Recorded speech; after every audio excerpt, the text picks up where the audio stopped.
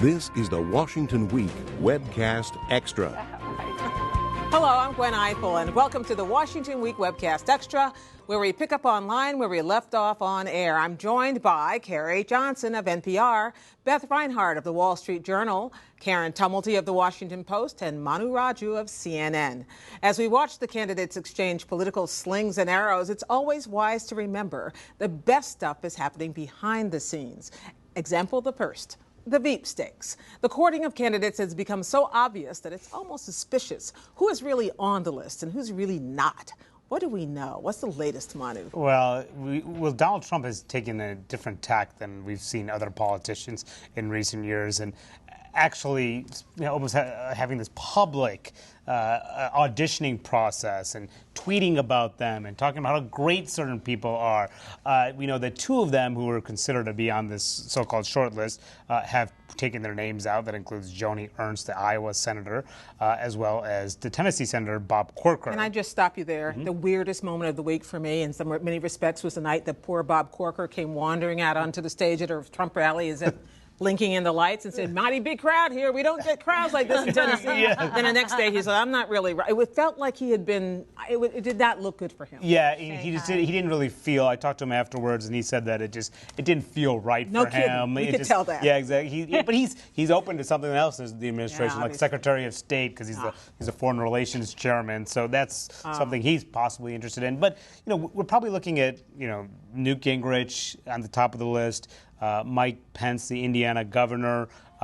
Trump said that there may be a couple of generals that he's thinking about. He even said that there are maybe up to 10 names he's still considering. Karen, if you are... Chris Christie. I want to ask, and Beth, who's covering Trump especially, if you guys are Donald Trump, do you really want someone on your list who wants too badly to be on it? Yes, if you are Donald Trump, yes. Because anti-Trumpian. Donald Trump prizes loyalty, flattery. As we saw this week in when he met with folks on the Hill, if you have crossed him, he will punch back as hard as he possibly can.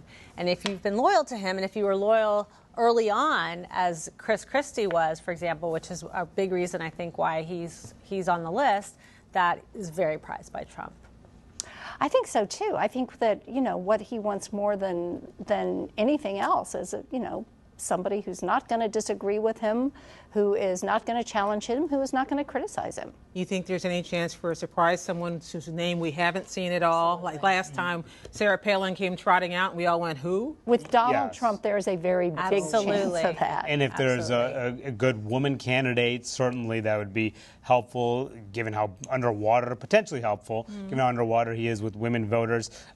There was some talk about... I'm sure women voters will say, oh, well, he's got a woman vice president, so I'll just change. There were some reports of Marsha Blackburn from Tennessee, the congresswoman, being on the list. One of my colleagues spoke with her about it. She didn't rule it out, and she also didn't say that she was being vetted or not, but she also didn't seem totally interested in it. So yeah. I'm a little skeptical that he's going to go that route. Fascinating. Okay, well, Carrie, I'm going to move you back to the Justice Department here because today, probably buried in all of the other news of the week, was an indictment of a sitting congresswoman. Tell me about it. Corrine Brown from Florida, who's been in the House since 1993 and is up for re-election this year, got indicted for essentially allegedly operating a slush fund, for creating this charity that was supposed to give scholarships to students, raking in $800,000 according to the Justice Department, and then using a lot of that money to buy tickets and skyboxes and NFL games, Beyonce concerts. I have to say, the last time I saw Corrine Brown on camera somewhere was when she was walking off Air Force One with the president when he arrived in Orlando to meet with the victims of the shooting. So authorities say of that $800,000 that she allegedly raised with her chief of staff, who was indicted alongside her, they gave $1,200 to scholarships and to charity. Wow. That case has obviously got to be litigated through the courts, and in these situations, lawmakers tend to mount a big defense, as Shaka Fattah did, Democrat from Pennsylvania, earlier this year. He ultimately wound up convicted of bribery and numerous other offenses. And had to leave Congress, but she doesn't have to until, obviously, unless she's convicted. I want to ask Beth about a story you had this week about Trump's general election strategy. We talk a lot about him from week to week to week, lurching along, but it turns out there's a long long view here somewhere. He has come up with a list, or the campaign professionals around him have come up with a list of 17 target states, which is a pretty big landscape. That's a big battleground. I think Mitt Romney had closer to 10 or 12. And so part of the reason it's so long is that it's got some reliably Republican states on there that most of the time Republicans sort of take for granted, but Donald Trump can't because he's Donald Trump and the numbers are all wacky this year. He's also got a couple blue Democratic-leaning states on there that he thinks he can do well with. He has said he thinks he would do well in California, but he is way behind. California and New York did not make the cut. And the reasons are obvious. The cost of competing in those states and the gap he needs to make up is just enormous. It's just prohibitive.